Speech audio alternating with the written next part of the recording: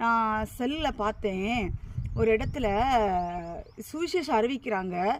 இந்த விக்கிரக ஆராதனை செய்கிறவனுங்க என்ன பண்ணுறானுங்கன்னா, அந்த ஆட்களை அடிக்கிறானுங்க. அடித்து பைபிளை கீழே போட்டு அந்த பைபிளை மிதிக்க சொல்கிறானுங்க.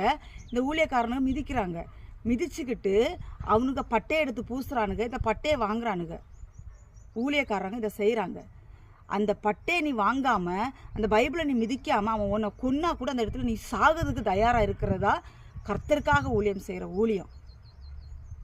இப்போ இப்படிப்பட்ட ஊழியங்கள் எழும்பியிருக்கு. கள்ள ஊழியக்காரர்கள். ஏன் அப்படின்னா, கர்த்தருக்காக மரிக்க துணியாதவர்கள். ஏன் இயேசு நமக்காக கல்வாரி சிலுவையில் ரத்தம் சிந்தி மரிச்சாரு.